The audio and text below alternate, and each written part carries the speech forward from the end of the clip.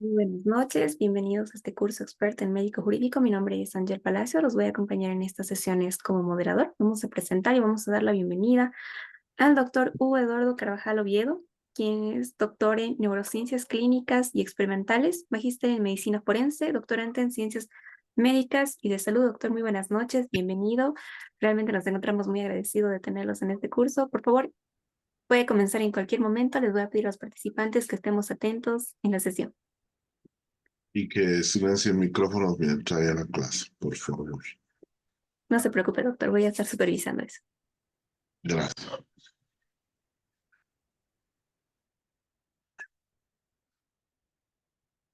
Bueno, todos están viendo, ¿no? Así es, doctor, podemos ver la diapositiva. Ok. Bueno, hoy en esta primera eh, jornada vamos a hablar.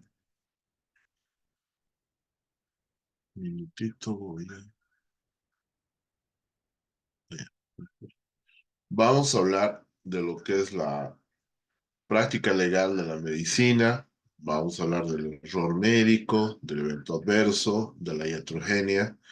Entiendo que ya les han hablado, pero vamos a sistematizar la responsabilidad profesional por supuesta mala praxis en el personal de salud en este curso de experto médico jurídico en su tercera sesión. Muy bien, entonces ahora vamos a ver lo que es la lex praxis médica y ya nos vamos a introducir para el tema de mañana de lo que es la responsabilidad profesional. Para esto vamos a ver primero este video. Masculino de 24 años. Un segundo, tengo que ir por el Muy bien. doctor. ¿Alguien ha visto al doctor Boyer? Mándelo, tenemos un trauma. ¿Me escucha? ¿Qué tal, Hola, doctor? ¿me Hola, hola, escucha? ¿qué tenemos aquí? Masculino de 24 años, accidente de motocicleta, atropellado por tráiler, no ¿Qué tenía le hicieron? ¿Le casco, pusieron tiene signos intravenosa? vitales inestables, No veo su ninguna presión arterial es de intravenosa. 80/60. ¿Y qué presión sanguínea dijo que tenía? No sé, creo que alrededor de 100. 100, muy bien. Bueno, tenemos que hacer algunas cosas Le voy a aquí. conectar el ¿Qué monitor. es lo que está pasando aquí?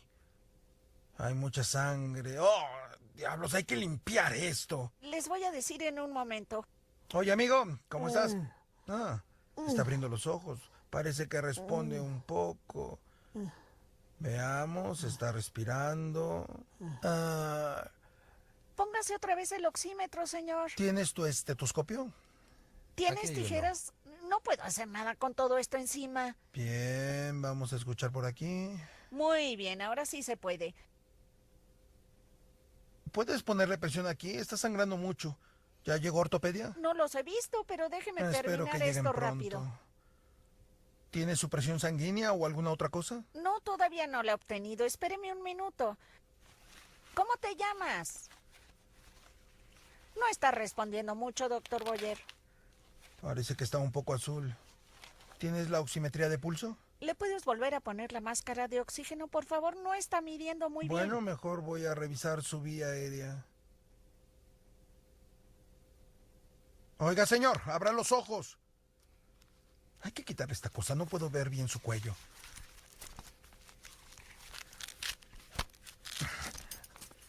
Tiene un poco de sangrado. ¿Tienes una máscara de oxígeno? ¿Dónde está la máscara de Ay, oxígeno? ¿dónde la dejamos? Ahí está. Vamos a ventilarlo. Te voy a decir qué haremos. Tú solamente ayuda a ventilar para que pueda respirar. Eh, Probablemente quieras levantarle el mentón para hacer eso. Empieza a ventilarlo con cuidado. ¿Y que ya le pusiste una vía intravenosa? Sí, le puse un catéter 22 en su brazo. 22. ¿Le Muy dejo la bien. dextrosa al ¿Qué 50%? solución tiene? Es suficiente por ahora con la dextrosa al 50%. No se la abras mucho, no le quiero provocar falla cardíaca. Está bien, lo voy a empezar a Ah, 50 por hora. Me cuesta trabajo ventilarlo, doctor. ¿Te cuesta trabajo? Quizá deba ponerle la vía aérea pasada. Doctor, su frecuencia cardíaca es de 140 y su presión bajó hasta 70. ¿70? ¿Tiene líquido? Vamos a ponerle más líquido. Presiona esto. Yo lo aprieto. ¿Está bien? ¿Ya llegaron sus rayos X? Ay, no sé, déjeme llamarlos. Oye, Julia, diles a los de radiología que vengan a trauma. Va para allá. Vamos a ver, sus pupilas se ven bien. Parece que tiene varias fracturas. Oh, tiene un gran agujero en su cabeza. Está saliendo mucha sangre. Hay que tener cuidado. No te vayas a manchar. Ah, ay, puedo meter mi dedo casi hasta llegar al cerebro. Hay mucha Ay, sangre. Dios. Parece ser una fractura de cráneo deprimida. Quizá necesite una tomografía de cráneo. Llama a los encargados de la tomografía. Creo que no están hoy, pero diles que vengan. ¿Tiene pulso? No sé, no siento el pulso. ¿Lo estás ventilando? Ay, lo siento. ¿No sientes el pulso? No siento el pulso. No siento nada. A ver, presiona fuerte. Empieza a hacer RCP y compresiones torácicas. Y hay que seguir ventilándolo.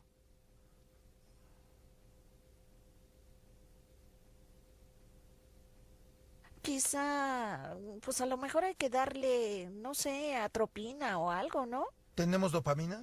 Pues puedo conseguirla. Hay que dársela. Voy por ella. ¿Le estás dando compresiones torácicas efectivas? Lo estoy comprimiendo con fuerza. Ok. ¿Hay sugerencias? ¿Deberíamos de parar el sangrado? Pues ahora ya no sangra. Creo que no vamos a salvarlo. No va a sobrevivir. No siento el pulso.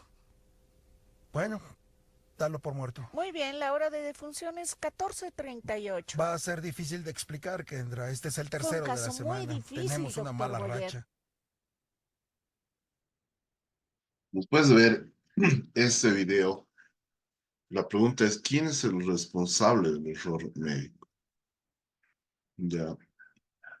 Y aquí se ha visto que no se sigue un protocolo de una manera de atención de un paciente en emergencias. Ahora vamos a ver la otra cara de la moneda. Doctor Boyer, Sí, señorita, diga. acabo de hablar por radio con los paramédicos y vienen hacia acá con un motociclista masculino de 24 años que fue atropellado por un tráiler. Quedó debajo de él y no traía casco. Tiene algunos signos vitales inestables. Su presión arterial es de 80/60, ¿Ah, sí? frecuencia cardíaca de 140, ventilaciones 40 por minuto y rudeza respiratoria. Los paramédicos le pusieron una vía aérea oral y nada más por el momento. ¿Colocaron una vía intravenosa? No, todavía no.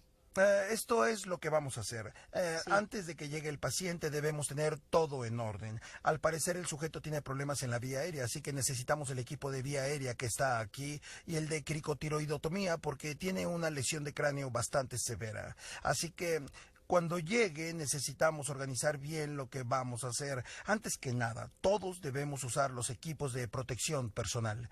Dijiste que tiene una posible Así es. fractura y no mueve esta pierna. ¿Puede No. mover la otra? Correcto. Su última presión sanguínea fue 80. 80/40 y está taquicárdico. Correcto. ¿Hay alguna otra cosa que quieras decirme? Es todo. ¿Está bien? Gracias. Gracias. Vamos a entrar en acción. Necesitamos apresurar esto. Tú tómale la presión arterial, tú colócale los cables del monitor y yo la vía aérea. Ustedes vayan empezando, yo tengo mi equipo aquí. Lo voy a ventilar un poco. Tú colócale el oxímetro de pulso mientras hago esto. No puedo ver nada. ¿Puedes traerme el equipo de Voy a cricotiroidotomía? conseguirlo. Cody, tú mantén el control ahí. Kendra, ¿puedes venir aquí para ventilarlo? Sí, claro. Siente la manzana de Adán. Justo debajo de ella está la membrana cricotiroidea. Vamos a hacer una incisión. Tengo un poco de sangre. Vamos a utilizar la parte posterior del bisturí. Creo que ya estoy en la vía aérea. Está saliendo un poco de aire. Ahora vamos a poner el tubo endotraqueal.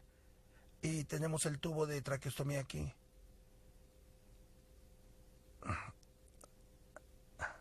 Aquí está. Kendra, ¿lo puedes fijar ahí?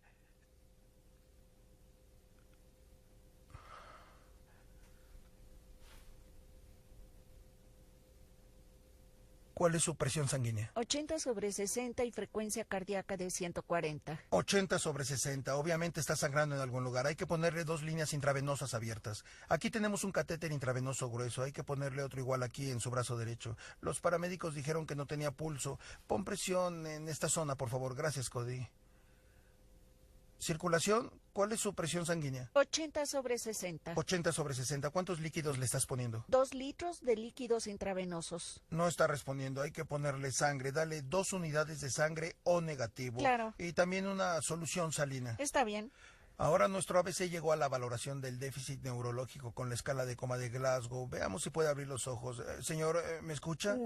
Parece que abre los ojos en respuesta al dolor. ¿Sabes cuánto es? Es un 2.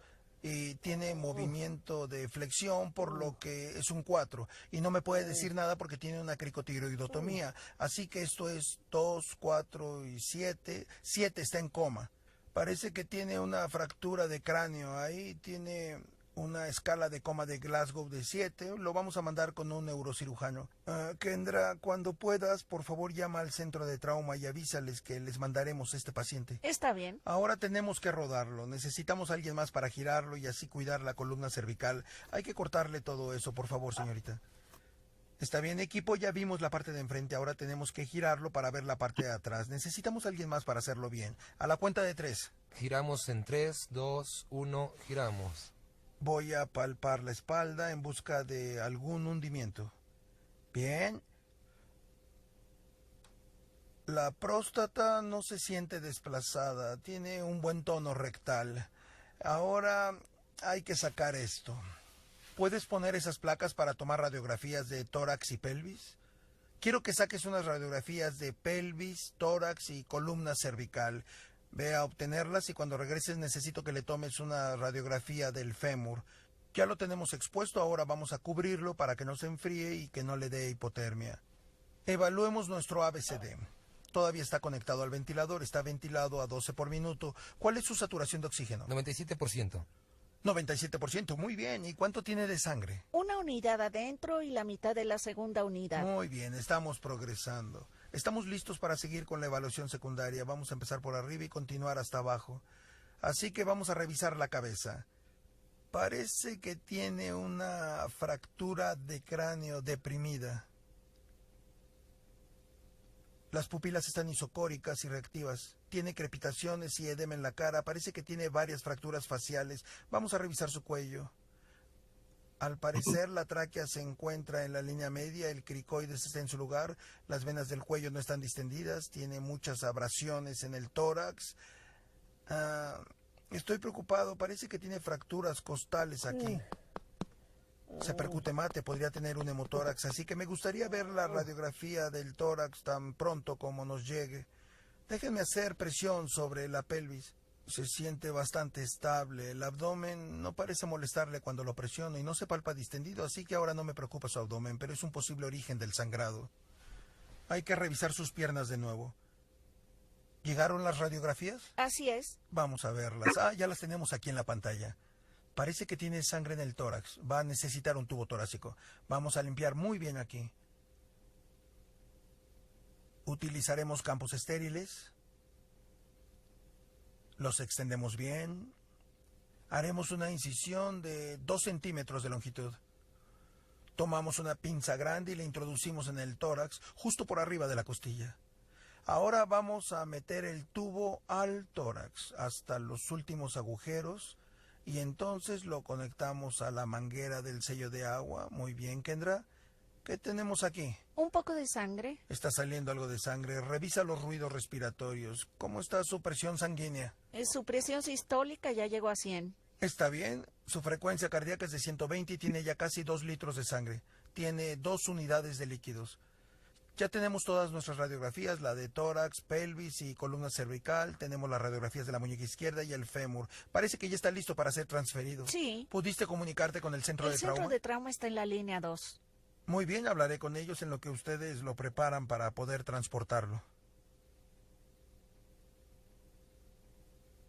Necesito mandarles un paciente. Llegó teniendo mínima respuesta, con dificultad respiratoria y fracturas faciales, por lo que tuvimos que hacerle una cricotiroidotomía. Entre otras cosas, parece que tiene un trauma torácico, quizá una contusión pulmonar, tuvo un hemotórax del lado izquierdo, le coloqué un tubo torácico y notamos que tiene una fractura de cráneo deprimida del lado izquierdo. Necesita ser valorado por un neurocirujano y un ortopedista. Perfecto, creo que deberían venir en helicóptero. Un helicóptero sería lo mejor para él.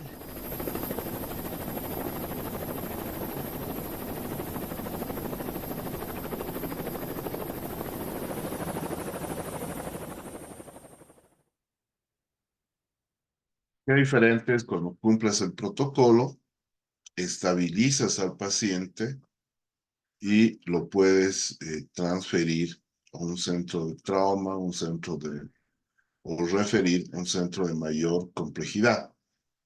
Cuando hablamos de referencia, estamos hablando de un establecimiento de salud de menor complejidad de resolución a otro de mayor. La transferencia es en el mismo nivel.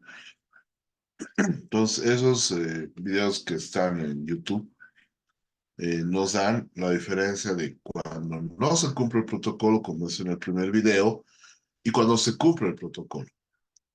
Entonces, ahí persiste la pregunta, o sea, ¿quién asume la responsabilidad médica?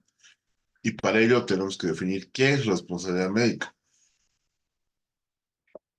Implica el compromiso de responder por el acto médico en el proceso salud-enfermedad y la obligación de reparar o indemnizar sus consecuencias.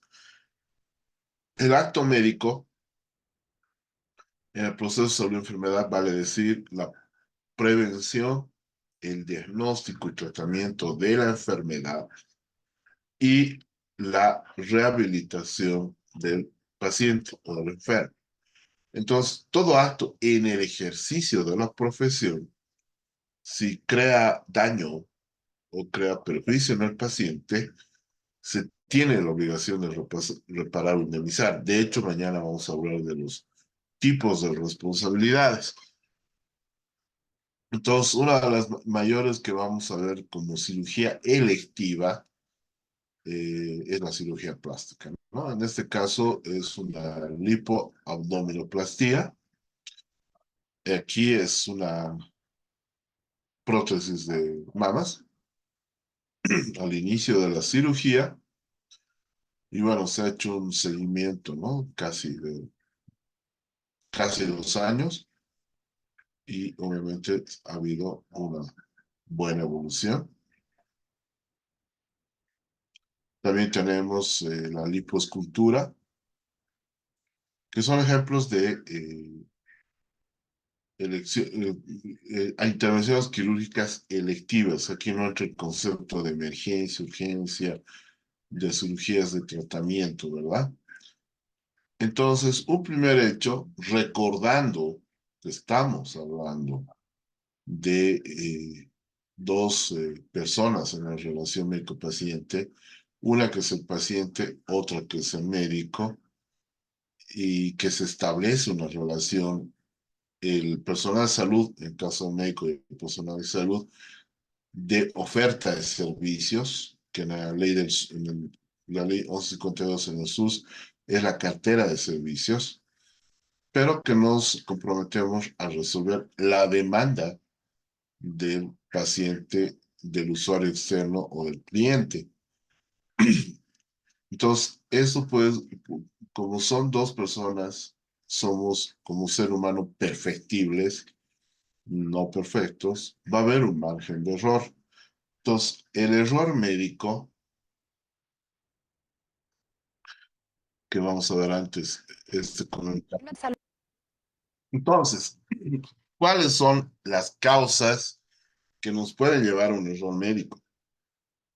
Un agotamiento físico y mental, el exceso de confianza, la vacilación, la timidez, entrar en la rutina, inadecuada información y orientación, fallos en la formación médica superior, fallos en la formación de pregrado del médico o del equipo de salud, demoras en la atención, aplicación de nuevas tecnologías que no son muy conocidas o no tienen la práctica de vida en su aplicación, fallo en la farmacovigilancia, inadecuada relación médico-paciente, incidentes, accidentes, inadecuadas condiciones de trabajo, inadecuados métodos de trabajo, no se actualizan o no hay cumplimiento de normativa.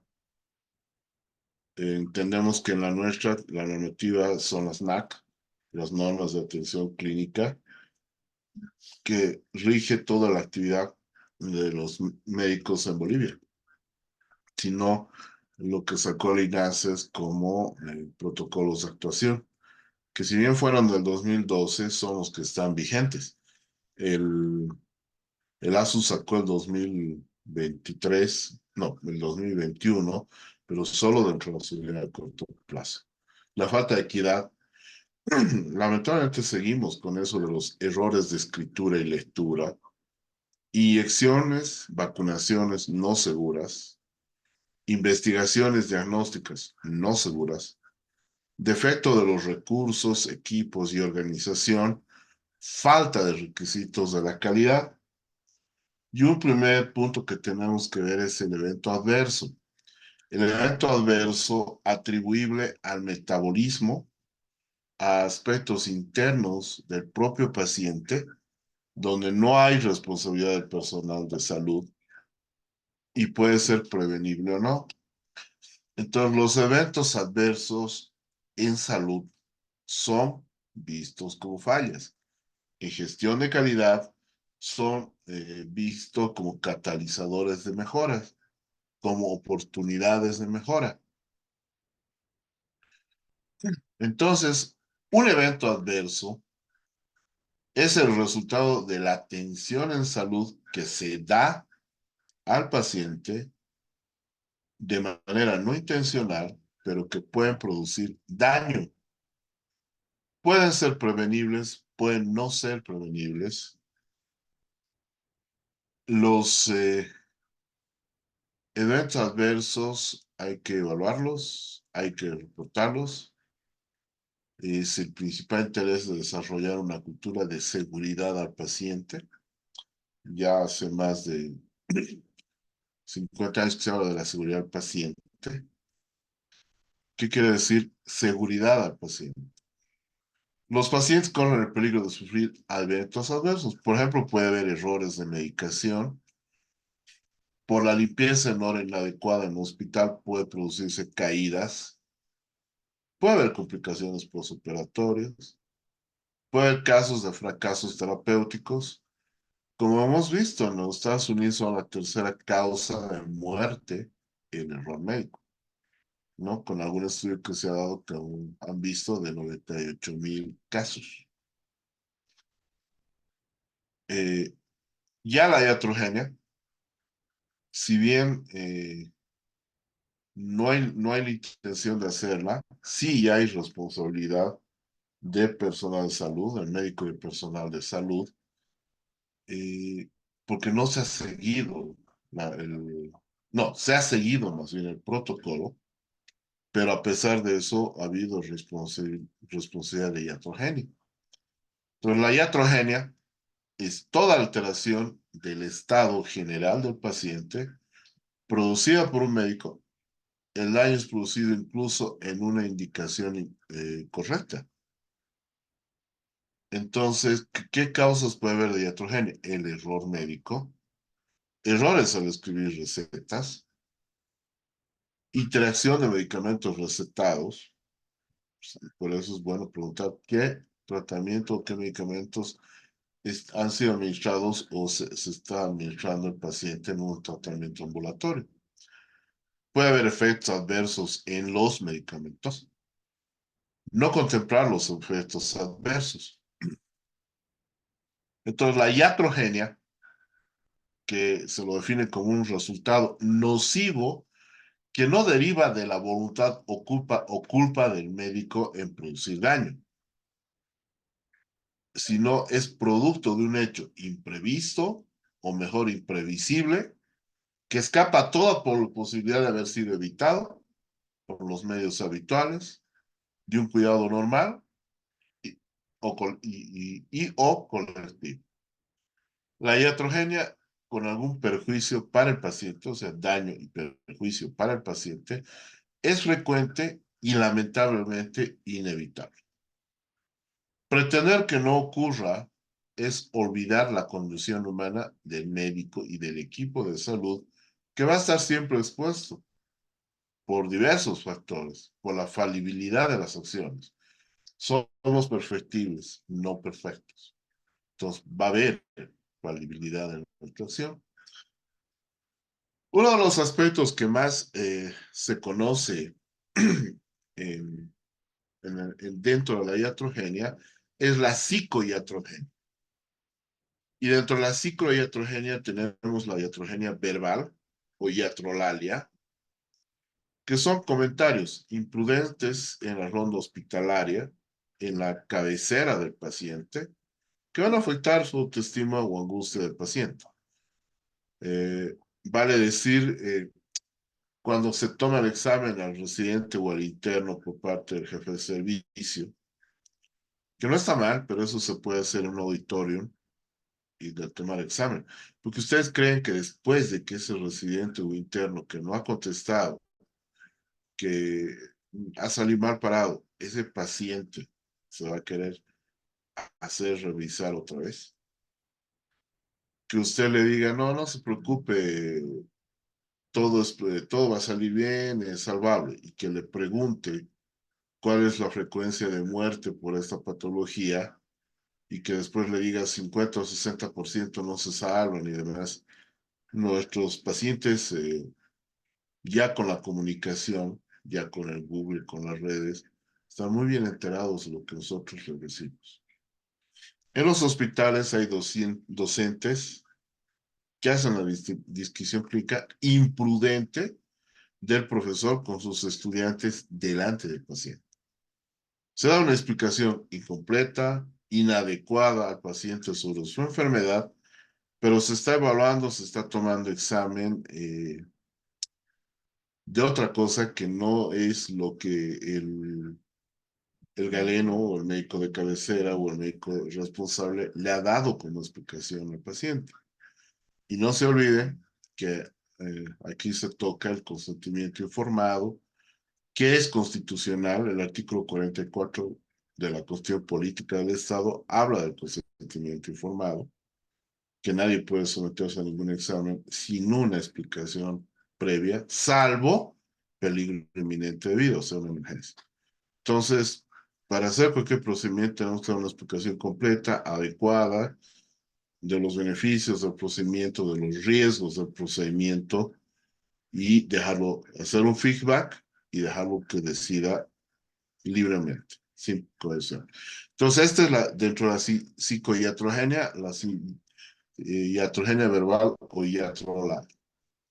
Tenemos la no verbal, que es la iatrominia, que son actitudes, que son gestos, que es lenguaje no verbal, que recibe el paciente incluso con un saludo, que dice Hipócrates, amistad médica. O sea, no hacer el examen físico es un dependiente de la computadora. Como en el primer dibujo, ¿no? Ni lo ha tocado, el esteto está completamente lejos, pero ya le pone el hemograma completo, glicemia, uremia y demás. O con una receta larga que le dice, con esto solo se le pasará, sin explicación previa. Son esas dos figuras de la psicoiatrogenia. Dentro de la iatrogenia hay otro cuadro que es la comiogenia, que es cuidado y atención dentro de un nosocomio.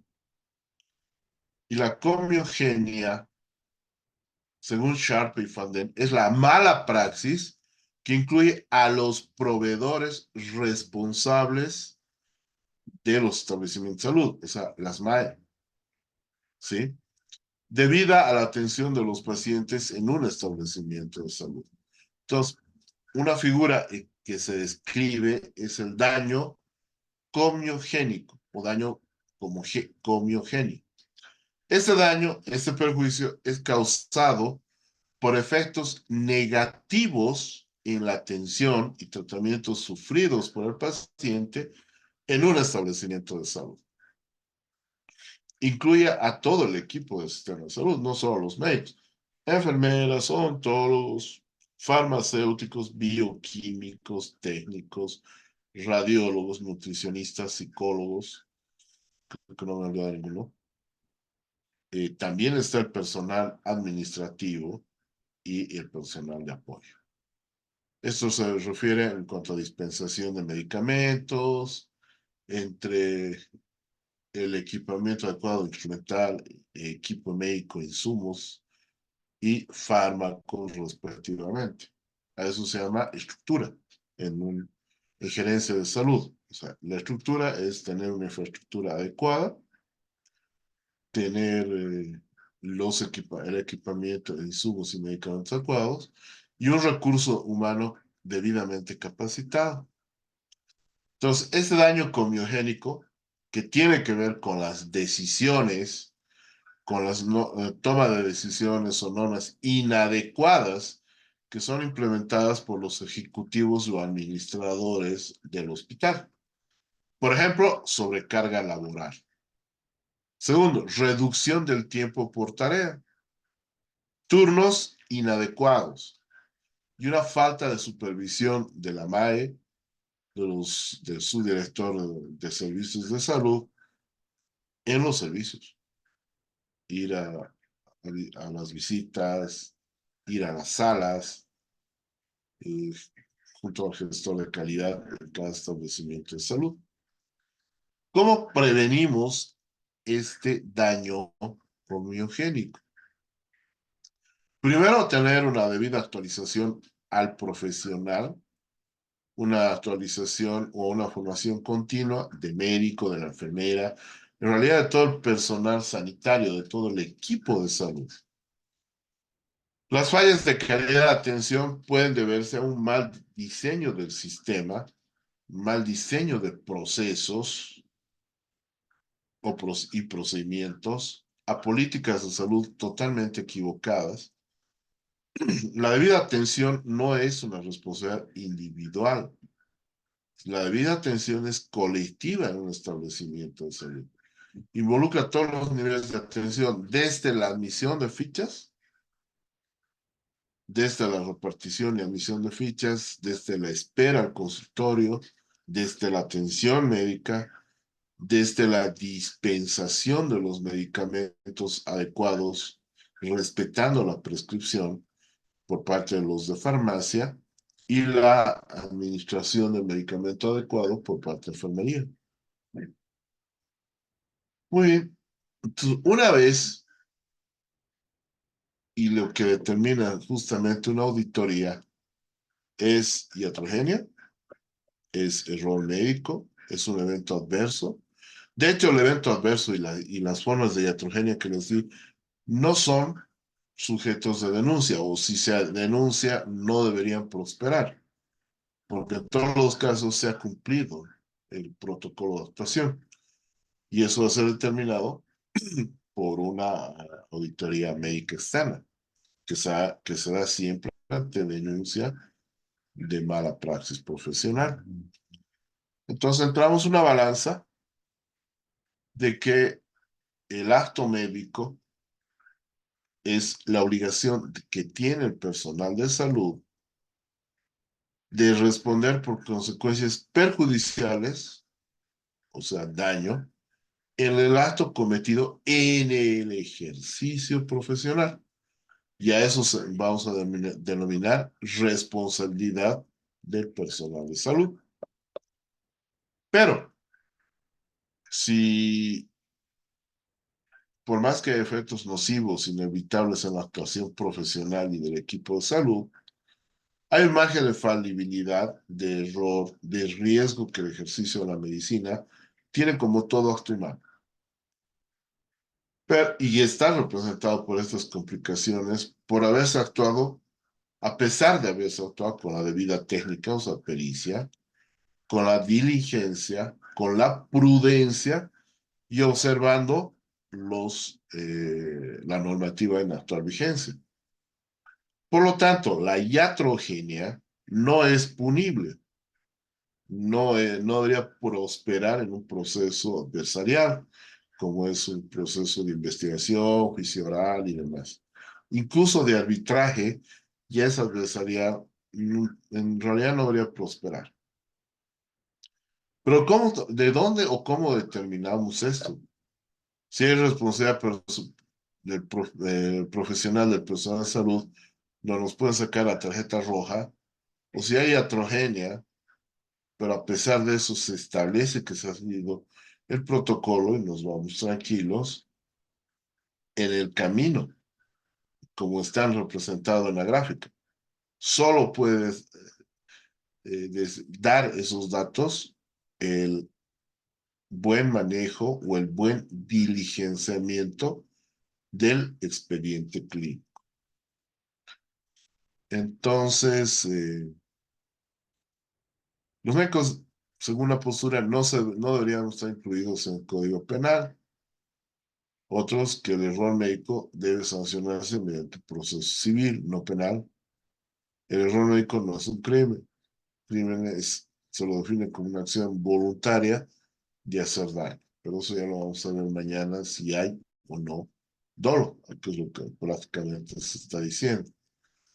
Entonces, ya si hay la responsabilidad profesional, se habla de mala praxis, que está definida como la omisión por parte del médico de prestar apropiadamente los servicios en la que está obligado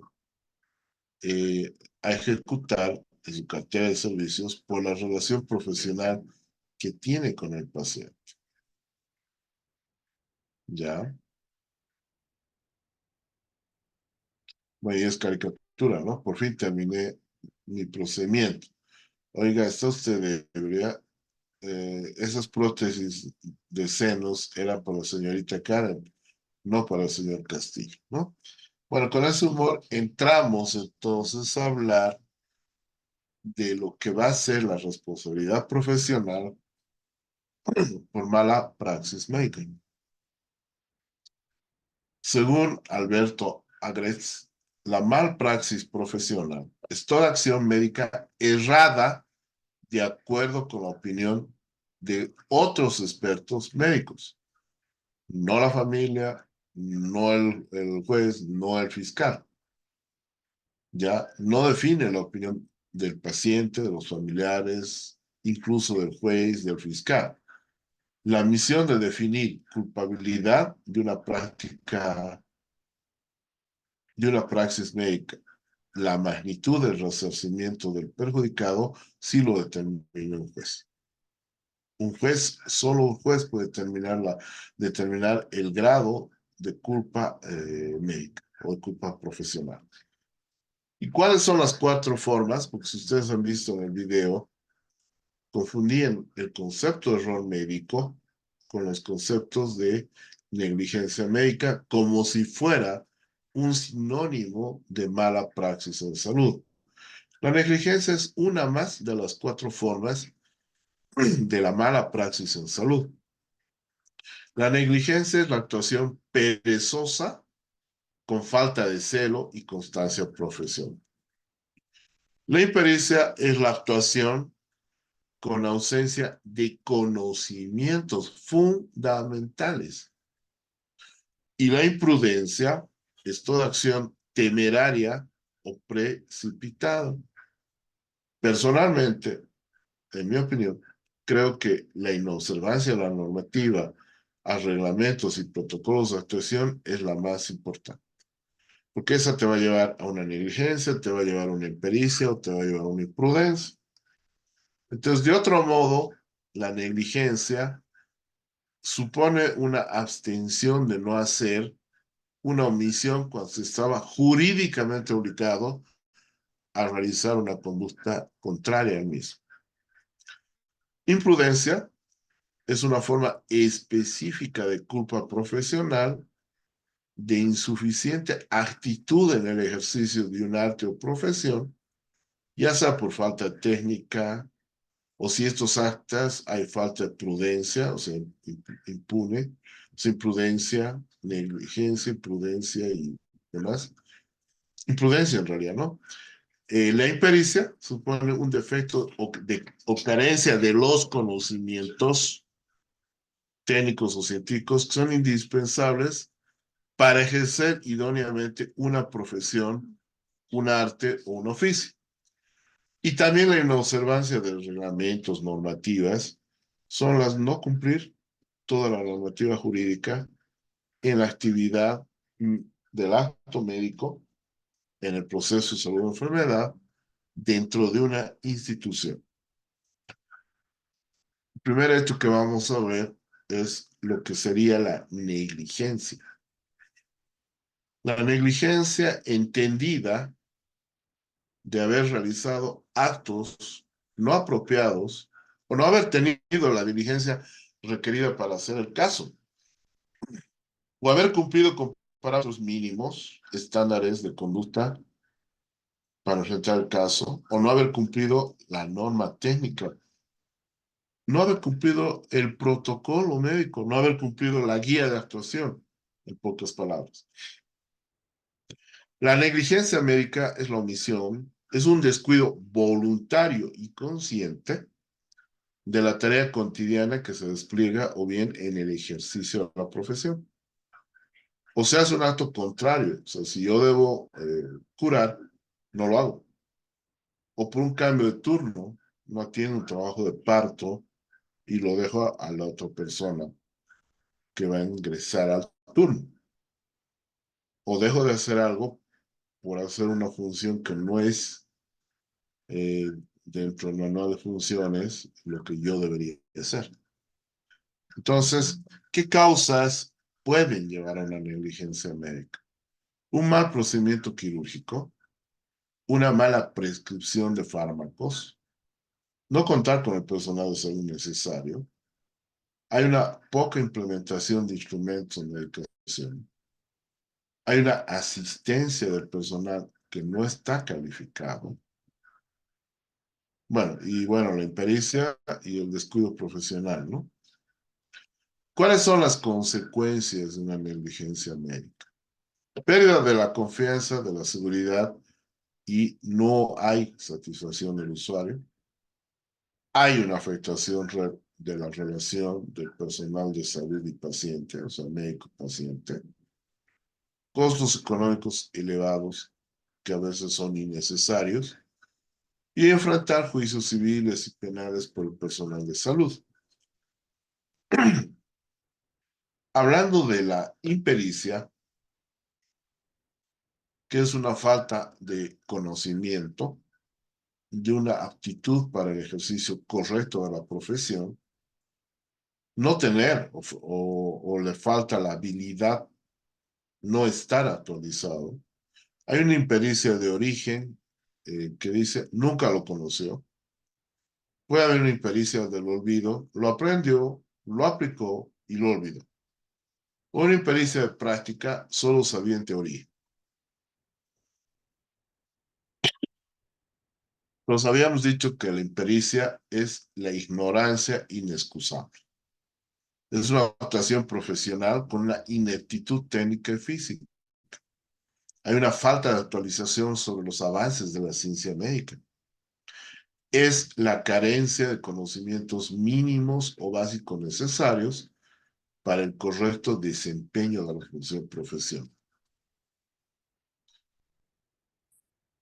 ¿Ya? La imprudencia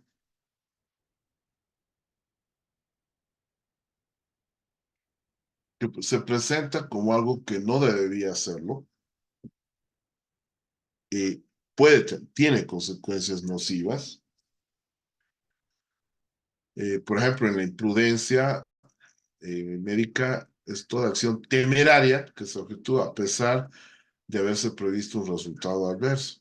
Es la conducta opuesta que se aconsejaría la experiencia en buen sentido especialista, como querer hacer una craniotomía para un drenaje de hematoma subdural en el hecho del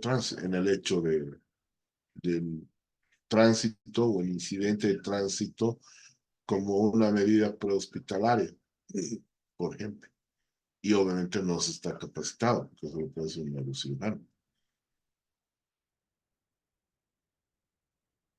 Dentro de la imprudencia está obrar sin cautela, actuar con ligereza, no tener las adecuadas precauciones en el acto médico.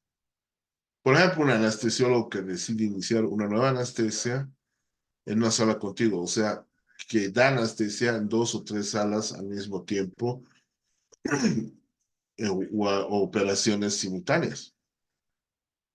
Transfundir sangre sin tener el grupo sanguíneo, sin pruebas de VIH, VDL, sin pruebas para hepatitis. Dejar gasas o instrumental en cavidad abdominal en caso de cirugía abdominal. La transmisión de enfermedades contagiosas por el médico o por el instrumental. Contagio de HIV, de hepatitis, de sífilis, etc.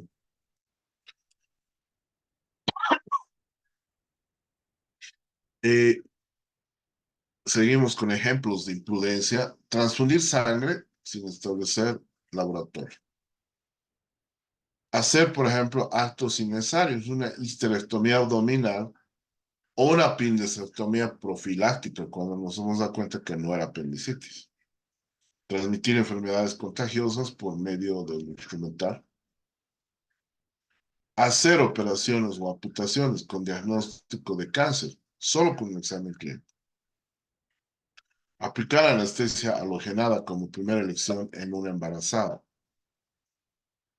Atender un parto con solo examen de la madre, sin control fetal, salvo que sea expulsivo y sea emergencia.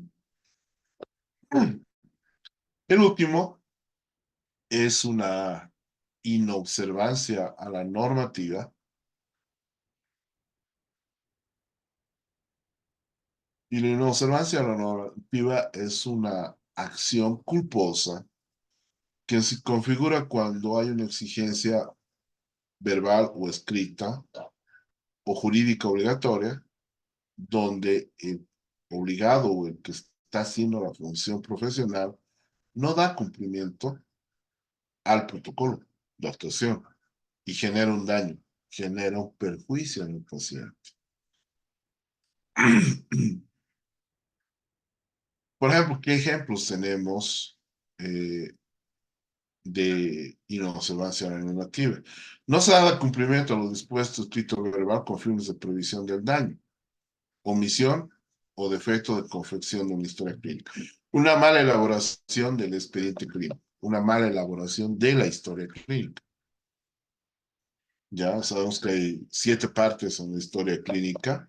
Una primera parte, donde está la hoja de admisión, la hoja de epicrisis, si es que se ha dado alta hospitalaria, el cuadro térmico, que se viene realizado por las enfermeras, está en esta primera parte, la historia clínica propiamente dicha, nota de admisión, los consentimientos informados, esa es una primera parte. Una segunda parte, que son un formulario, donde se pegan o se tienen todos los exámenes complementarios.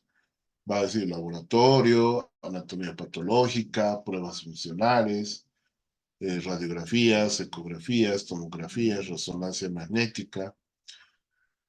Una tercera parte donde están las evoluciones médicas, donde están los formularios de interconsulta, donde están las actas de caso de juntas médicas o de informes médicos. Tenemos una cuarta parte, que es todo lo referente al procedimiento quirúrgico, de diagnóstico médico u odontológico, ¿no? Que puede ser el protocolo operatorio, los ojos de anestesia pre, durante y postquirúrgica, etc. Hay una quinta parte que son órdenes médicas. La sexta parte son los documentos de enfermería, o sea, las hojas de evolución de enfermería o de reporte, la hoja de registro de medicación administrada, los CARDEX y la hoja de balance hidroelectrónica. Y una séptima parte que no entra en ninguna de las 6, que puede estar los certificados de función, protocolos de necropsia o autopsia si se hizo, los recibos recetarios, la evaluación, evoluciones es fisioterapia, la evaluación de nutrición, informe de trabajo social, y otros. La labor del interno o del médico residente que esté sin supervisión y que no están autorizados. O abandonar el centro laboral sin autorización. En realidad, si hacemos turnos, tenemos días libres. Pero ¿por qué hacer un trámite a no ser que sea una emergencia o una fuerza mayor el día del turno? Y abandonarlo sin comunicar a nadie. Y muchos, ¿no? O sea, que están dentro de lo que es fuera de los protocolos de actuación. Entonces, pienso que ahora podemos generar debate. Esta parte de comercial. Esta presentación que se las voy a compartir está en mi canal de YouTube, mi canal de Facebook, también en Instagram. Y bueno, revísenlo y si tal vez les guste, pueden suscribirse. Así más corta, porque me interesa que debatamos en preguntas. Entonces, no sé, Ángela, si podemos generar preguntas a través de los micrófonos. Pero que sí, doctor, les voy a pedir por favor que levantemos las manitos para que exista un orden, así podamos preguntar todos. Les voy a dar unos minutitos para poder comenzar. Con confianza, por favor.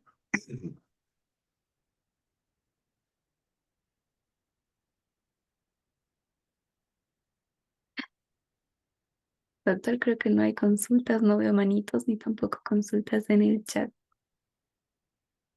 Ahora sí. Alberto, Doctor, buenas noches. buenas noches. Disculpe, con esto del llenado del expediente clínico, mire, en mi trabajo tenemos mucho problema. Sé que ya cansa pelearse con el sector de enfermería y con algunos médicos en el servicio para que cumplan con el llenado correcto de la historia clínica. Entonces, algunas veces, bueno, los primeros años que nosotros hemos trabajado con nuestro comité de auditoría, hemos tratado de decirles, ¿no? A la buena que tienen que llenar la hojita de enfermería, que tienen que hacer historia clínica, que tienen que ordenar, paginar, dividir en secciones el expediente, pero no hacen caso. Y ya, por lo menos mi comité está podrido ya con recomendaciones de este tipo de organizar cursos de capacitación, organizar sesiones para concientizar cosas así. Y no sé hasta qué punto esto es viable o si de una vez se tiene que empezar a sancionar a la gente por no cumplir. Esa es la pregunta, ¿no? O sea, Alberto tiene, no sé si me has formulado la pregunta todavía o no. Mi inquietud es, ¿vale la pena hacerles algún proceso administrativo? ¿Eso se puede hacer? ¿O Ya, existe otro tipo de proceso? Así como para asustarles, digamos, y decirles, miren, si ustedes no hacen esto y viene un paciente y pasa algo, el paciente, además de hacernos un proceso por haber hecho malas cosas, nos pueden hacer un proceso por no haber manejado bien el expediente clínico, ¿no? ya. Bueno, dentro de los comités está el comité de auditoría en salud y expediente clínico. Entonces, lo primero que se puede hacer son auditorías médicas internas programadas. Se puede tomar los, por ciertas condiciones, pero también en otros hospitales lo hacen al azar, de cada servicio un expediente clínico y verificar que no está bien llenado. Ok, ahí se tiene que hacer un plan de acción correctiva. No a todos los planes va a ser capacitar, capacitar, capacitar. Primera medida puede ser recordarles retroalimentación, una capacitación. Pero dentro de ese plan de acción correctiva tiene que estar primero una supervisión que tiene fin pedagógico, que es de compañeros, tiene que hacer una evolución de acuerdo al SWOT, subjetivo análisis plan. Las enfermeras hacen de acuerdo al SWOT-PIE, subjetivo, objetivo, plan, intervención y evaluación, etc.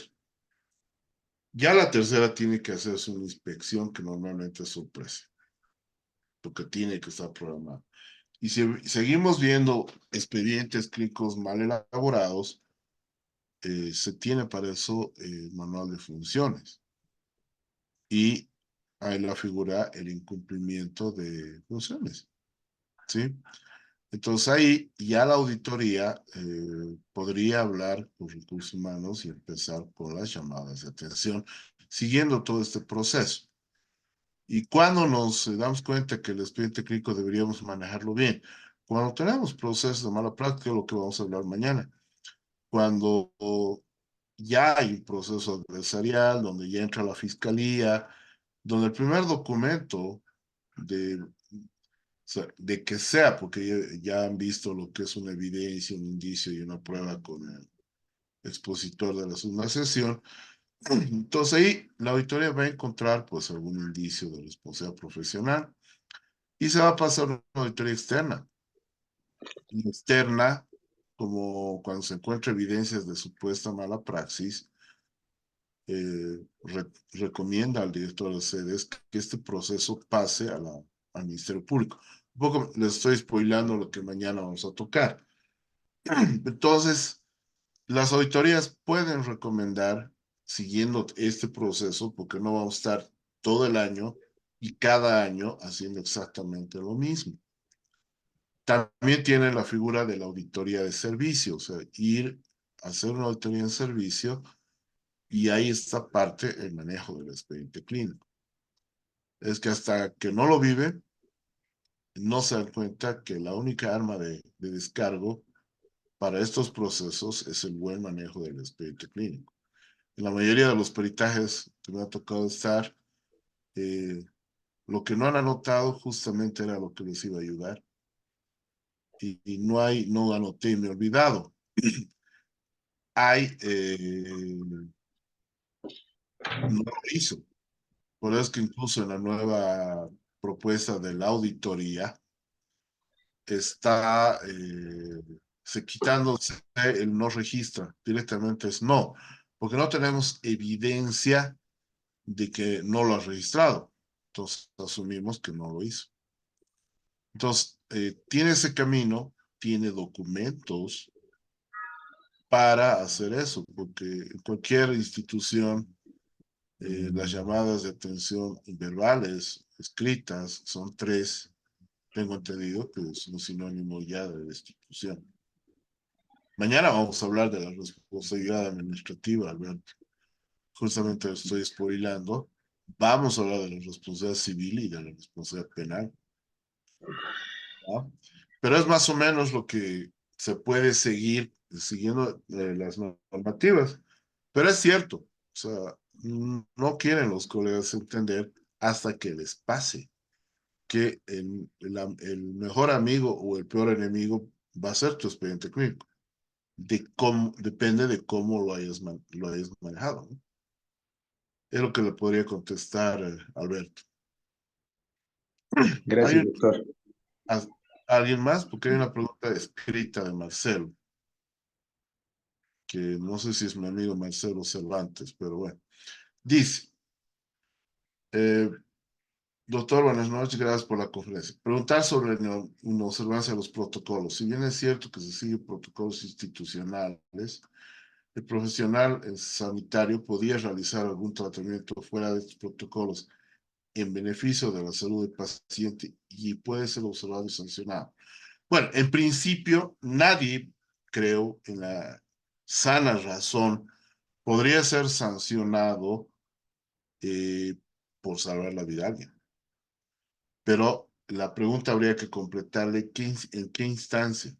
Porque si es en instancia pública y si es en manejo de recursos, tenemos la ley 1152, el Sistema Único de Salud, en donde el uso de medicamentos, el uso de insumos, tiene que estar conforme a una prestación.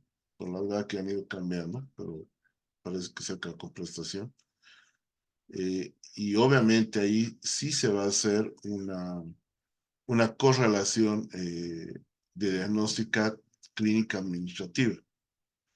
Entonces, normalmente tendría que seguir un protocolo, pero si es por medidas heroicas en un caso de emergencia, donde el aspecto vital está de por medio, incluso urgencia, que si bien no es vital, pero requiere mejor manejo y puede ser justificado y ha salido del protocolo por algún momento. En esos casos, el beneficio, obviamente, tiene que haber un aspecto técnico que determine que ha sido de beneficio del paciente. Vuelvo a decirlo, o sea, muy sui generis que alguien haga un proceso por salvar la vida a alguien. Pero por ahí sí le pueden hacer repetición del gasto por la buena obra que ha hecho, porque la parte administrativa vale otra muerte. Y si se gasta algo con no respaldo, a la larga es daño al Estado, ¿no? Es lo que le podría responder a Marcelo. ¿Alguna otra consulta? Tenemos otra vez la manita levantada de Alberto. Alberto. Doctor, con respecto a esto de la inobservancia de normas o de protocolos, quería preguntar, ¿qué tanta validez puede tener el protocolo para, no sé, cualquier patología que puedan elaborarse en los centros o en los hospitales? ¿No? Porque tengo entendido que en la, no sé si era en la 3131, decía que solamente el ministerio era responsable de elaborar estos protocolos en coordinación con los sedes o con apoyo del colegio médico. No he encontrado el artículo, pero creo que estaba en la 3131. Está en la ley 3131, está en parte del 1152, están en las NAC, o sea, primero que hay protocolos nacionales, que sí me van a decir es 2012, tiene como 12 años de retraso, pero eso que está en vigencia. Ya conocí dos veces dos borradores de las actualizaciones. Si o sea, el procedimiento no está en las NAC, tienes las de especialidad que ha trabajado el ex INASES, igual hace 12 años, y que ha sido homologado por el Ministerio de Salud, que da protocolos de actuación por especialidad. En caso de, por ejemplo, neurocirugía, neonatología, algunos procedimientos dentro de dermatología, o sea, procedimientos que no están ni en las NAC ni en los protocolos de actuación, mediante un estudio de perfil epidemiológico hospitalario, porque además en eso se ha basado para trabajar la cartera de servicios también, pudiesen trabajar algún protocolo propio, pero sigue un proceso, ¿no? Entonces tiene que ser visto por el CEDES para que el Consejo Técnico pueda ser aprobado. Y obviamente son protocolos apoyados eh, en evidencia. Se puede seguir ese camino en caso extremo. Como le digo, procedimientos de electroterapia neonatal, que posiblemente no estén ni en neonatología ni en pediatría, entonces pudieran seguir ese camino, pero que tienen que ser aprobados por el comités hospitalarios y homologados o ser aprobados en documentos del CEDES, que dependen normalmente de planificación, y con resolución del Consejo Técnico del CEDES, que lleva su tiempo, esos protocolos pueden entrar en vigencia. Porque después, protocolos que los hagan, incluso hay propios que repiten de lo que está en la NAC y lo que está en los protocolos de especialidad. Obviamente una auditoría externa no van a ser seguidos. ¿Sí? No va a haber ya ni la figura de rol médico, ni evento adverso, ni iatrogenia, sino sí va a haber responsabilidad profesional por supuesta mala praxis. Entonces, ese es el camino en caso de que no haya en los protocolos oficiales, que retrasados o no son los que están en vigencia, o sea, son los aprobados legalmente y son los que hay que seguir. Doctor, pero eso sería, le comentaba esto porque en nuestro trabajo nos habían organizado en grupos para hacer protocolos, pero de patologías que sí teníamos en las normas de la ANAC o de la AS. Entonces, mi No conflicto era ese, tienes. ¿no? ¿Para qué vamos a hacer si ya tenemos en la AS? ¿No? Están haciendo un trabajo doble, creo que que no es productivo, porque si ya están en las NAC, son las que hay que cumplir las NAC. porque ese protocolo suyo no va a ser reconocido ni pagado, por ejemplo, en el sistema público por el SUS. El SUS se va a Mm, hacer en la PAC. Entonces están haciendo un trabajo infructuoso. mm. Tienen que Doctor, hacer sobre lo que no está en la normativa, que se adapta a la característica propia de cada servicio dentro del establecimiento de salud. Díganme, Alberto. doctor, ahí se me ha ido la idea. Ah, doctor, ¿y qué pasaría si estas normas cumplen su tiempo de vigencia? Porque no recuerdo si eran 5 años, creo, que deberían de actualizarse estas normas. Si no eran 5, 3 años, creo. Ya, Si se de daría hecho, el tiempo, ¿esas normas son vigentes todavía? son vigentes mientras no haya otra y que salga con resolución ministerial, siguen siendo vigentes. O sea, puede que técnicamente no, porque hace 12 años que no se actualizó nada, ¿no? Estamos en 24 y ya salió en 2012. Pero legalmente son las que están en vigencia. Mm, Entonces, las que están en vigencia con resolución ministerial, entonces son las que hay que cumplir. Las otras, mm, es buena, porque incluso puede haber manejos terapéuticos que si bien en las NAC ya están un poco desactualizadas, ¿no ve? Pero esas son las que están en vigencia, en esas se van a avanzar, sobre todo en el sistema público, para que nosotros saquemos medicación y no podemos sacar otro. doctor, uno como auditor podría cuestionar la validez de las guías clínicas que tiene el ministerio o la ASUS. Me refiero, por ejemplo, al uso de herramientas que permiten evaluar la calidad metodológica de las guías clínicas. No sé si usted ha escuchado esto del AGRI2, que es una herramienta que sirve para evaluar precisamente la calidad metodológica, ¿no? Y alguna vez yo he intentado conseguir este formulario y aplicarlo a las normas de las NACs y también de la ASUS, y no, pues ninguna de las dos logra el puntaje que deberían de tener con este instrumento. Yo Eh, podría cuestionar esto. ya, primero que no lo conozco, si lo puede compartir en el grupo de WhatsApp, sería ideal para todos, para revisar. Ahora, el auditor puede reflexionar sobre la normativa, pero no puede cuestionarla. Porque una labor de un auditor médico es cumplimiento de normativas. No, pues tiene el documento, Alberto, de por ahí, o bueno, lo vamos a buscar. Gracias por anotarlo.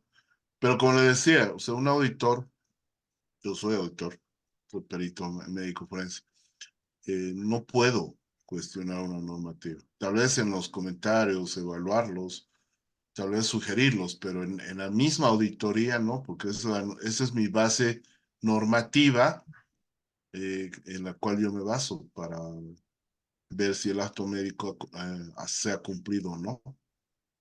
Porque, ojo, incluso puede llegar al Ministerio Público. ¿Y qué te estás basando? En esos protocolos. Es que Le aseguro mi, que, le aseguro que ya, los procedimientos más allá que mañana un poco lo vamos a tocar, ya cuando hable un perito médico se va a tener que basar en eso.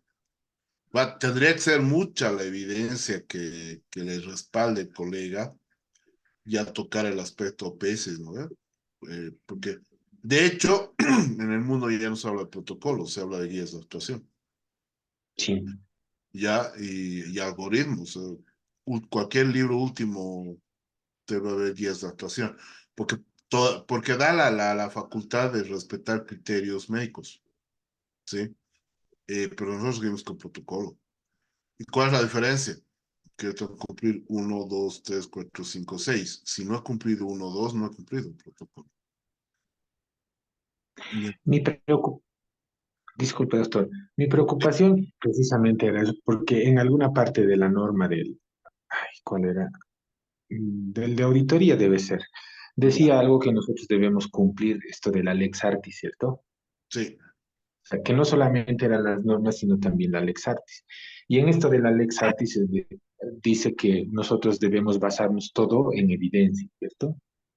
¿cierto? Sí.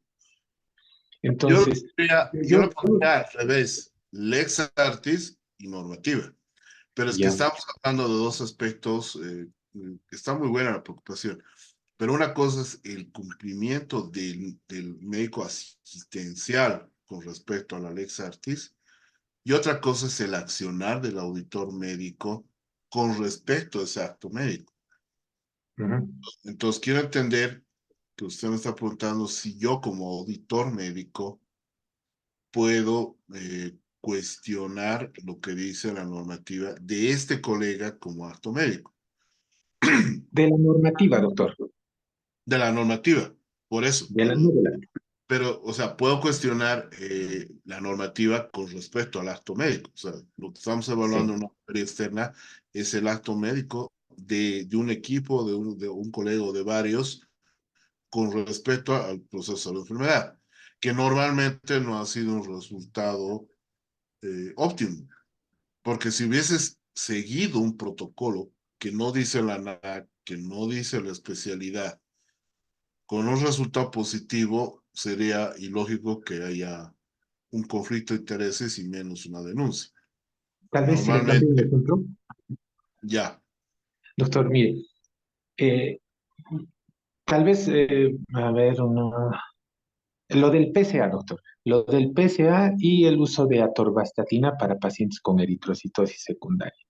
ya, Nosotros hace tiempo veíamos en nuestro trabajo, bueno, hemos implementado en la caja, ya, por el plan de la reestructuración como un programa, la detección del antígeno prostático específico para varones. ya, Entonces, eso estaba en la reestructuración de nuestra institución. Y esa reestructuración se ha debido elaborar hace unos 6 años, más o menos. ya, Pero para ese tiempo, cuando ha salido este documento de reestructuración, la evidencia decía, la evidencia de hace unos 5 o 6 años también, ¿no? Que el estudio de PSA no es algo que se debería de recomendar, porque traía más perjuicios que, que beneficios, ¿no? Porque ahí lanzaban el concepto, por ejemplo, de prevención cuaternaria y ponían como ejemplo el uso de cribado para PSA, ¿no? Decían la evidencia y varias instituciones decían que no debería de hacerse eso, pero nuestro protocolo decía que sí. Entonces ahí era mi conflicto. Y con el tema de la atorvastatina, y lo mismo, nosotros teníamos unas 2 guías, creo, que decían que deberíamos de utilizar atorvastatina para pacientes con eritrocitosis. Pero cuando uno veía los estudios que se habían basado en el ministerio para decir que la atorvastatina era útil, es que estos estudios no reunían la calidad metodológica, digamos, ¿no? Para recomendar la atorvastatina. Porque yo recuerdo que cuando salió la normativa para uso de atorvastatina, las publicaciones que se habían tomado en cuenta estaban, era un, ¿cómo era? Era un estudio en fase 2 y normalmente para aprobar un medicamento necesitamos que pasen las 4 fases. Entonces, cuando uno revisaba este estudio de fase 2 a mí me llamaba la atención que ni siquiera eran 50 pacientes los que habían participado del estudio, ¿no? Y ni siquiera era un ensayo clínico aleatorizado, ¿no? Como para decir que la atorvastatina era buena. Aparentemente en el estudio de fase 2, claro, algún beneficio. De ahí a decir que era efectivo o era pensando un poco, ¿no? Digo, ¿por qué habrán hecho esto los del ministerio, ¿no? Si hay evidencia en el caso del PSA que no está recomendado, ¿por qué recomendarlo nosotros? Y en el caso de la atorvastatina, ya. Siga, siga, Alberto.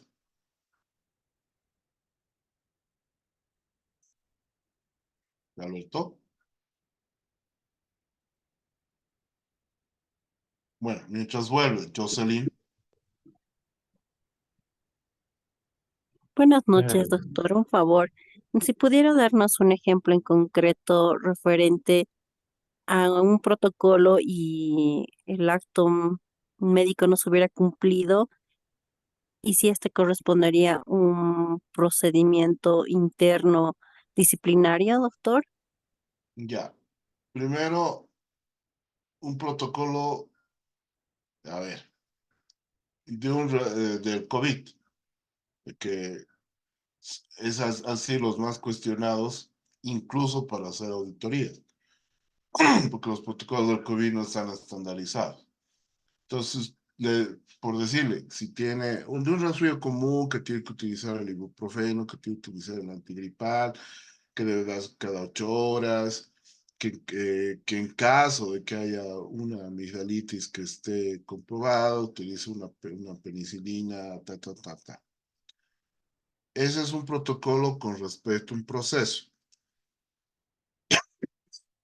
Una auditoría, entiendo que me está preguntando cómo puedo determinar que ese protocolo se ha cumplido o no. ¿Sí, Jocelyn? Exacto, doctor. O sea, ¿cómo lo vamos a articular? Digamos, hasta ayer el protocolo, el ejemplo que nos da ahora el médico hubiera infringido algo y Ya, cómo actuamos para que entre un proceso sumario administrativo. ya, pero tenemos que ir al resultado.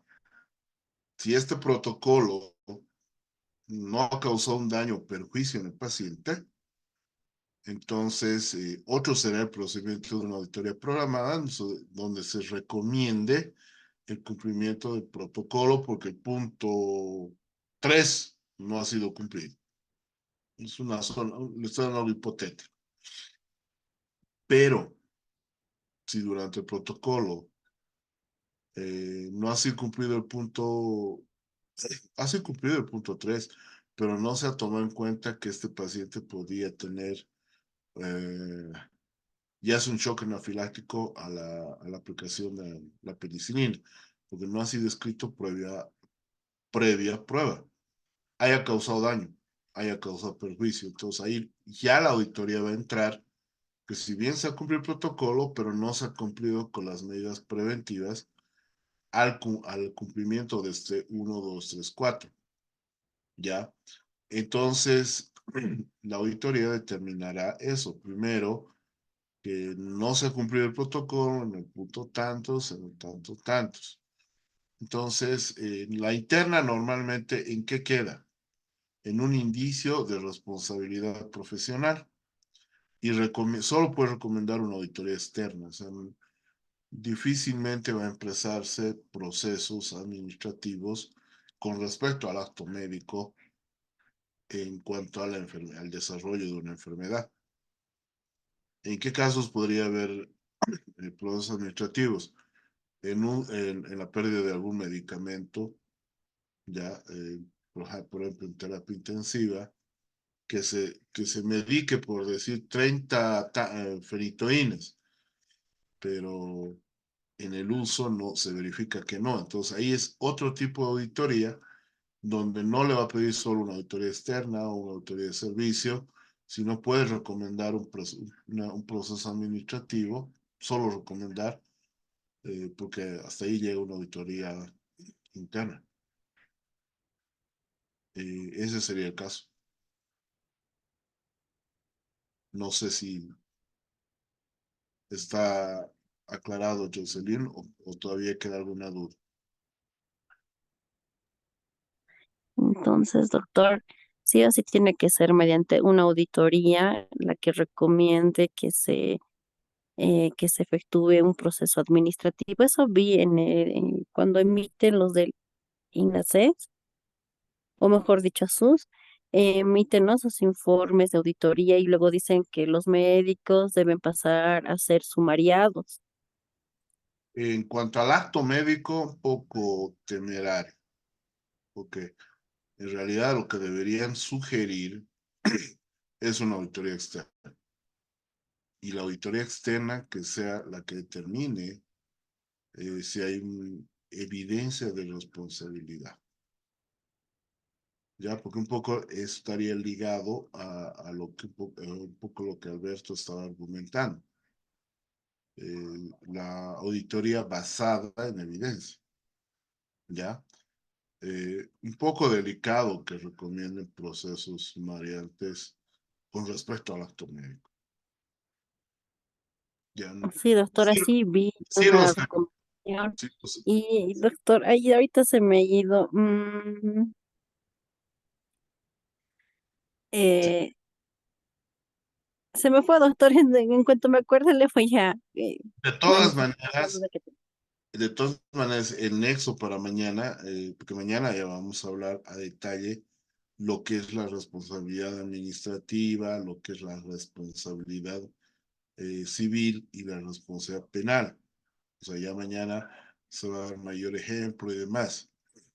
Ahora solo hemos hecho una introducción a la responsabilidad, por supuesto, caso de mala praxis, y lo que quería que quede claro en esta es cuándo es lex praxis y la otra cara de la moneda, cuando puede haber una responsabilidad profesional por mala praxis.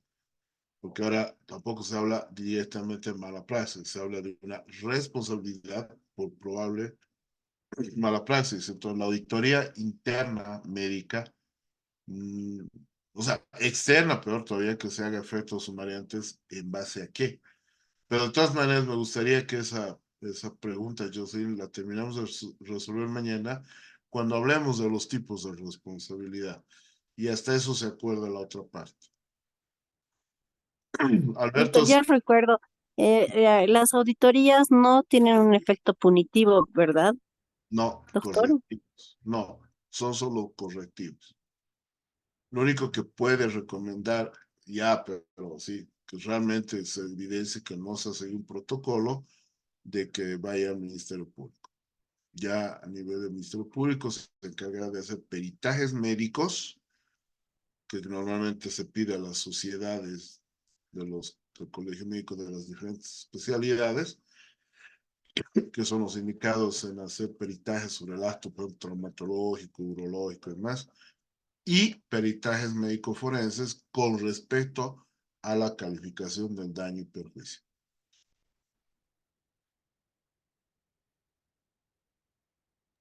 Gracias, doctor, por la aclaración. Ok, Jocelyn. Alberto se le cortó hace rato. No sé si quiere terminar de proponer la idea. Doctor, sí, no sé en qué parte se cortó. En la que estaba argumentando de que hay Sí, estudios. a lo de la torvastatina. Sí, era un ejemplo interesante con respecto a la Sí, sí. dosis. Entonces, eso, por ejemplo, de la torvastatina, a mí me genera un conflicto. Si vamos a hacer la auditoría basada en evidencias, yo pienso, digo, tendría que cuestionar la calidad metodológica de esta guía clínica que me dice que debo utilizar la torvastatina, pero la evidencia dice que no es suficiente su recomendación. Entonces, yo tengo un poco de conflicto ahí. Digo, ¿voy a hacer caso a la evidencia o a esta norma que me ha mandado el ministerio? La puede manifestar en, bueno, como la charla no es tanto auditoría porque hay un formato del informe, la puede manifestar en consideraciones o hallazgos de la auditoría. Que si bien hay una normativa que dice que el acto médico no ha sido cumplido este protocolo, porque no estamos hablando de omisión, por si acaso. Ya no estamos hablando de que no se ha dado medicación, ¿ya? Pero que la evidencia basada, porque además que este estudio también tiene que tener el impacto y toda la clarificación, ¿no es cierto? Eh, recomienda que el uso que ha hecho el colega para beneficio se ha seguido. O sea, sí, porque o sea, tampoco la normativa y las auditorías tenemos que ser caballeros. Y una recomendación de la auditoría puede emanar indicando que se revise ese protocolo porque no está actualizado. Y eso se puede emanar incluyendo a nivel departamental o empresarial al ministerio. O tener, pero obviamente si hay un respaldo técnico bien sólido con estos estudios, usted sabe del artículo, ¿no? El de alto impacto, en qué revista, muchos aspectos que nos dan, porque si bien en un artículo puede haber otro que diga que no es así. Entonces, pasado se puede recomendar. Y obviamente, si esto fuera por incumplimiento del protocolo, de normativa, algún otro proceso posterior, ya el peritaje de especialidad corroborará lo que ustedes han realizado. Por supuesto que ayuda. Doctor, No y en el somos caballos hipotético caso, cocheros. Dígame. Doctor, y en el hipotético caso de que, digamos, la sociedad de hematología, digamos, no diga, sí, esta recomendación no es válida porque no se han hecho más estudios y no es razonable recomendar en una guía clínica el uso de este medicamento porque recién está en fase 2. Por supuesto que Y entonces, ¿podría haber algún tipo de responsabilidad para el ministerio o la gente que trabaja en el ministerio por haber dado una recomendación insuficiente? eh, ¿Eso es posible? normalmente no, debería, normalmente no. Pero Pero en teoría, lo que sí es posible es, primero, cambio del protocolo y en un peritaje médico de especialidad se va a respaldar el acto médico del colega. Todo eso sí. O sea, se evitaría el que siga y se puede recomendar el cambio del protocolo, porque ya esta auditoría y este peritaje sienta precedente también. Y es lo que ah, pasaría. pues que como el ministerio tiene la capacidad de sancionarnos, digamos, por medio de sus instituciones, porque a los médicos nos pueden sancionar si nosotros hacemos mal las cosas. En Digo, realidad, podría ser igual. en realidad la sanción no viene desde el ministerio, ¿no? La sanción viene cuando esto pasa a una instancia ya de lo que mañana vamos a hablar, de investigación, pero ya por el sistema del Ministerio Público. Porque en el otro tipo de sanción, o sea, es que por eso que mañana tendríamos que hablar de la responsabilidad administrativa, la civil, y me gustaría que eso sí lo dejemos y se anótese, porque para hablar de aspectos de conceptuales de mañana, para que entendamos mejor lo que usted me está preguntando.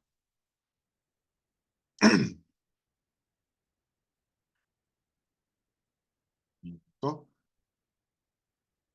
Gracias, doctor. Pero lo vamos, por favor, no se olvide que mañana, bueno, sí, espero que esté en la clase, nos recuerde que tenemos que completar esas respuestas. Gracias, doctor. Ok. ¿Alguna otra consulta?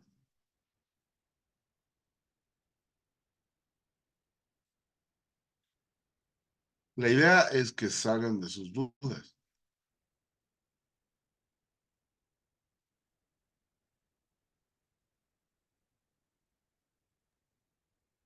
Tengo una pregunta. Perdón. Javier, dígame. Eh, por ejemplo, en el área de la cardiología, si uno Sí. ve las guías del INASES y demás, las antiguas, de esa época, los tratamientos que contemplaban no eran los tratamientos más actuales. Actualmente, obviamente, están mucho más desactualizados.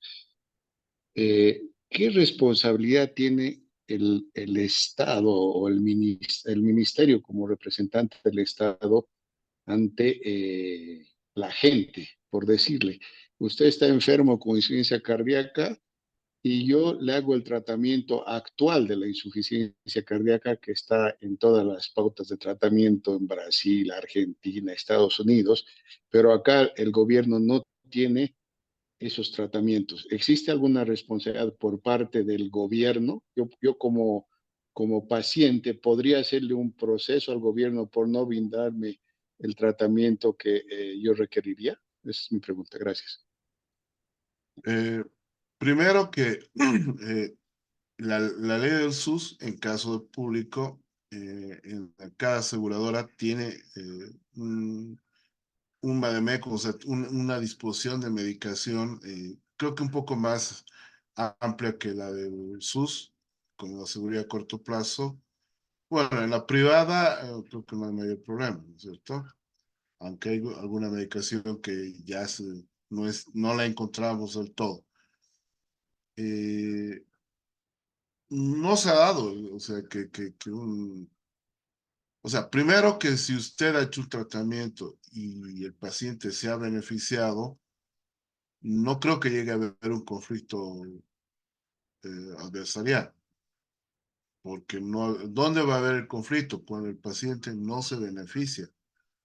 del tratamiento otorgado. Ahora, obviamente entiendo que usted me habla de la responsabilidad de usted decidir lo que tiene, sabiendo que hay protocolos más actualizados para poder salvar a este paciente. Ahora, la verdad, no se ha dado que algún médico o un paciente haya hecho una representación jurídica al Estado. Si bien constitucionalmente el Estado es tutor de la salud y demás y muchas cosas que podemos ver en la Constitución, eh, no he escuchado, doctor, que se haya hecho un proceso al Estado por parte del paciente en ese aspecto, que es un poco la pregunta del doctor Alberto. La verdad no, en todos estos años que tengo en esta área, no he escuchado que lo hago. Que me imagino hay procesos jurídicos que se los puede hacer, posiblemente mi amigo el doctor que ha declarado la segunda sesión, la parte jurídica se las pueda responder, pero no lo he escuchado. Y usted está mucha razón que hay muchos de los protocolos que hay que actualizar. Ahora creo que tiene alguna participación para poder hacer esto en la Sociedad de Cardiología. Eso sí, para actualizar y recomendar con el ministerio los protocolos. Pero como le digo, algún método adversarial de un paciente al Estado porque le haya limitado eh, su conducta terapéutica del médico, no lo escucho. Gracias. Ok, doctor, un gusto. ¿Alguna otra consulta?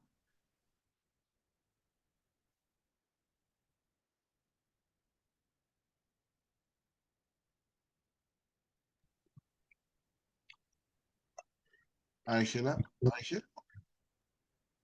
Sí, doctor, le comento Creo- que tenemos el micrófono de Alberto. Alberto, si tiene otra consulta, por favor, ahora es el momento. Doctor, sobre el manejo de las historias clínicas.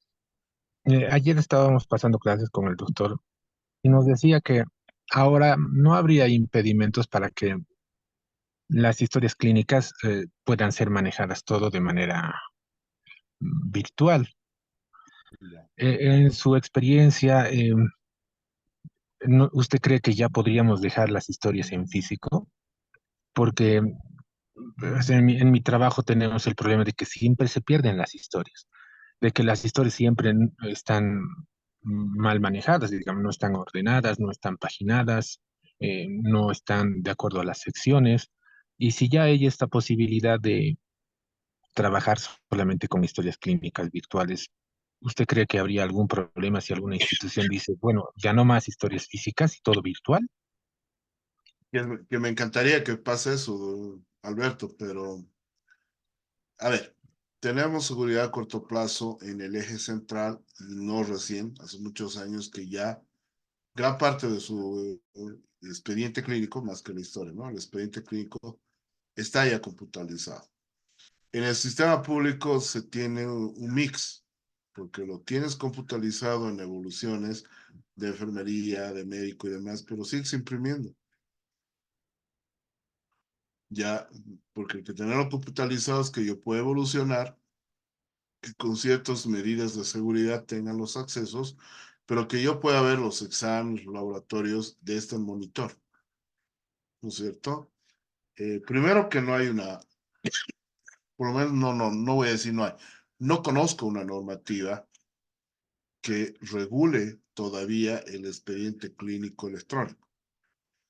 Colombia está trabajando en eso hace unos 2 años, todavía no ha terminado de sacar una normativa. Entonces, México creo que ya, pero no estoy seguro. Entonces, no hay una normativa que regule el accionar del expediente clínico electrónico. O sea, como el verdadero, ¿no? Que usted no necesite imprimir, el que esté guardado, encriptado y demás con todas las medidas de seguridad, incluyendo los exámenes de gabinete. No conozco, no sé si el amigo abogado les habrá dado alguna normativa, Iván, sobre eso. No creo, porque hasta donde he podido revisar normativas no hay. Algo que regule, perdón, el manejo del expediente clínico computarizado. Lo tenemos con el CICE, creo que es un primer paso con los primeros pasos que da un niño, pero mientras sigamos imprimiendo y firmando, o sea, no es computarizado, ¿no es cierto? Mientras usted puede ver el monitor, las placas y demás, pero le exijan que se imprima, que no habría necesidad. Las tomos ya se manejan todavía en CD. Entonces, creo que falta un poco para llegar al computarizado. Le digo, la banca privada, y etcétera, etcétera, etcétera, ya tienen un buen sistema avanzado universitario. La ciudad a corto plazo creo que está llevando puntal, excepto algunos hospitales privados que ya tienen este aspecto. Pero ¿cómo lo normamos si no existe normativa? Peor, ¿cómo auditamos?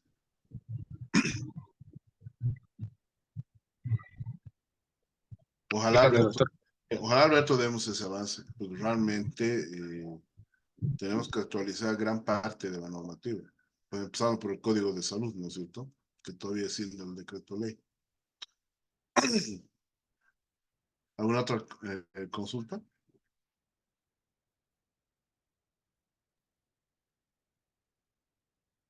Ah, Creo, doctor, que no tenemos más consultas. no veo por lo menos. ¿Así es? Perdón, ¿mañana a qué hora empezamos? ¿9? Sí, así ¿O es, no? doctor. De 9 a 11. Perfecto.